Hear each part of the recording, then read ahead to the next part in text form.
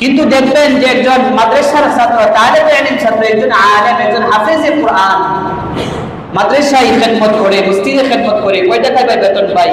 10 থেকে 15,000 টাকা। বর্তমান সমাজে 10 থেকে 15,000 টাকা কি হয়? বর্তমান বাজারে বাজার মূল্যের যে ঊর্ধ্বগতি, 10-15,000 টাকা কিছুই হয় না। এরপরেও দেখা যাবে একজন আলেমের মা বাবা কখনো বৃদ্ধাশ্রমে নাই, একজন হাফেজের কোরআনের মা বাবা কখনো বৃদ্ধাশ্রমে নাই। এর কারণটা কি?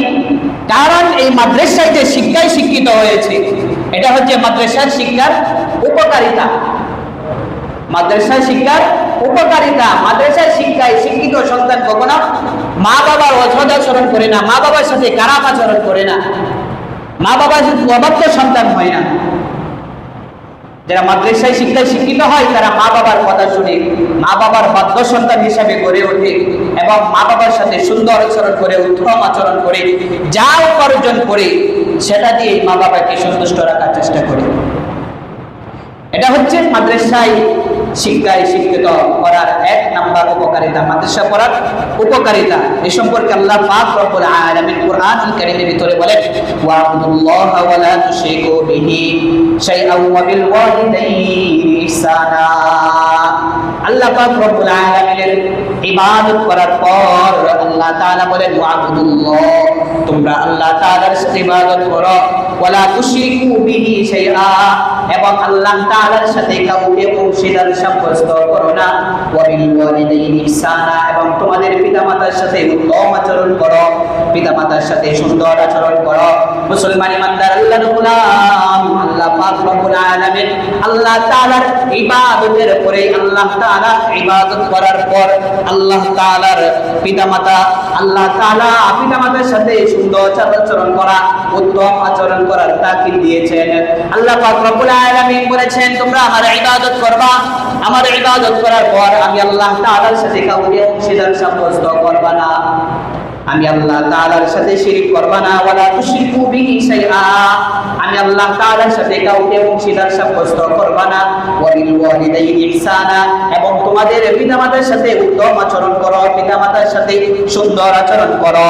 মুসলমান ইমানদার আল্লাহর গোলাম, এছাড়াও আল্লাহ পাক রব্বুল আলামিন কুরআনুল কারীমে 16টি স্থানের মধ্যে আল্লাহ তাআলা পিতামাতার সাথে জীবিত থাকা অবস্থায়, পিতামাতা জীবিত থাকা অবস্থায় সুন্দর আচরণ করা এবং মৃত্যুর পর কি আচরণ করতে হবে আল্লাহ পাক রব্বুল আলামিন শিক্ষা দিয়েছেন।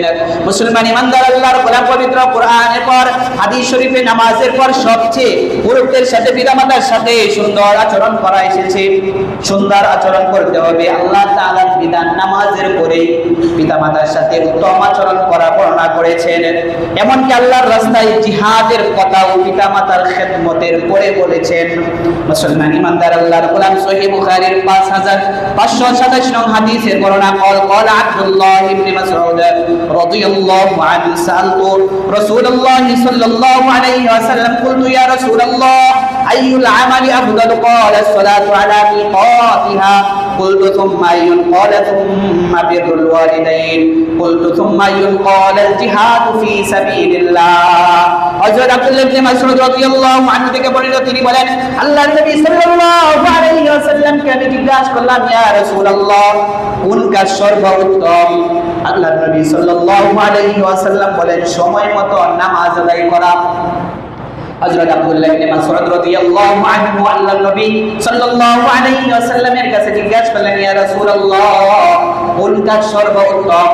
আল্লাহর নবী সাল্লাল্লাহু আলাইহি ওয়াসাল্লাম বলেন, সময় মতো নামাজ আদায় করা।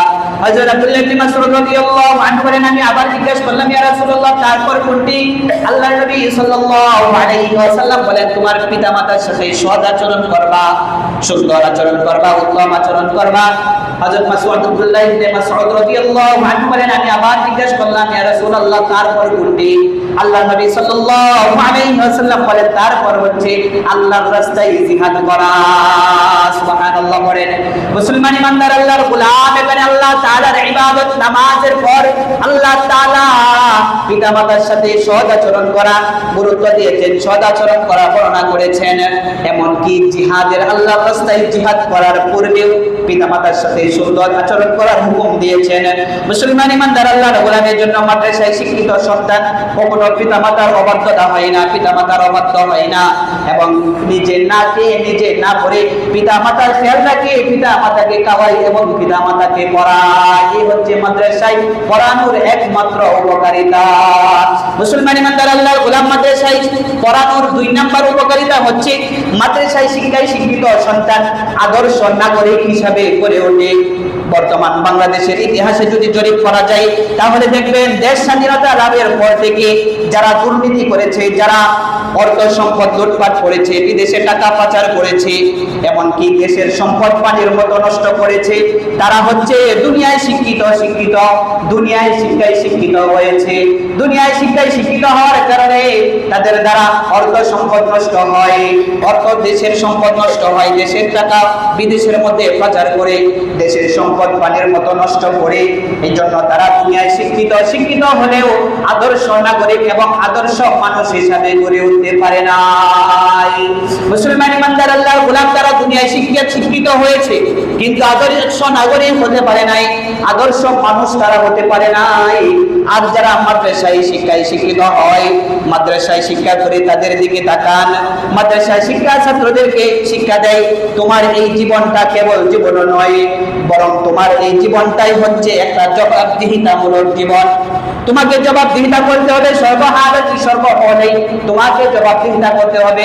যদি তুমি দেশের সম্পদ নষ্ট করো, অন্যের হক নষ্ট করো, অন্যের সমালোচনা করো, দুর্নীতি করো, লুটপাট করো, যাই কিছু করো না কেন, তোমাকে জবাবদিহিতা করতে হবে। কারণ তুমি মাদ্রাসায় শিক্ষায় শিক্ষিত হয়েছ, দ্বীনি শিক্ষায় শিক্ষিত হয়েছ, তোমার লাগাম হচ্ছে আল্লাহ তাআলার হাতে।